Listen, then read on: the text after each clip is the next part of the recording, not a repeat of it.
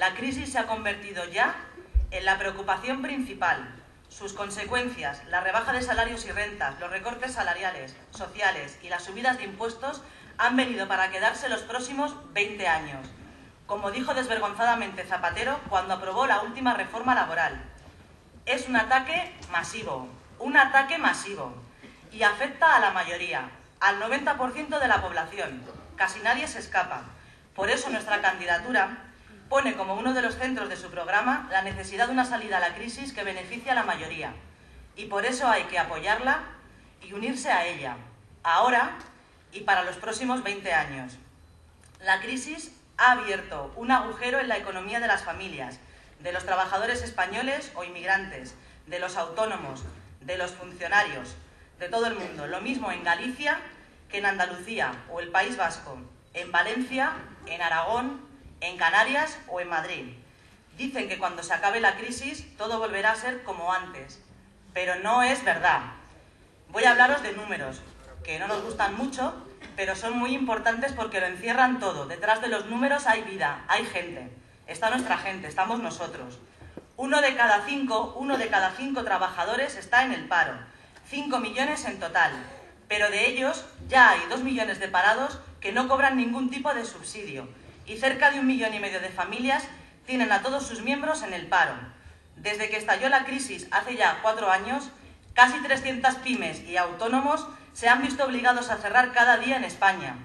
Incluso grandes empresas y multinacionales como Telefónica o la Ford despiden a miles de trabajadores para rebajar costes, dicen, a pesar de que están obteniendo multimillonarios beneficios. 50% es el porcentaje en que han subido las ayudas de Cáritas a familias jóvenes de entre 30 y 45 años, en la que ambos se han quedado en el paro, no reciben ningún subsidio y tienen que regresar a casa de sus padres o sus abuelos. Y cuando vuelvan a encontrar trabajo, gracias a la reforma laboral, lo van a hacer con menos sueldo, con condiciones más precarias y con menos derechos. 175, repito, son las familias desahuciadas de sus casas cada día en lo que llevamos de año. Son 1.225 cada semana, 5.250 al mes las familias que en España se quedan sin techo. Y la subida de los tipos de interés amenaza con multiplicar todavía más esta cifra. ¿Qué es lo que quieren? Que a nuestros hijos solo les dejemos deudas.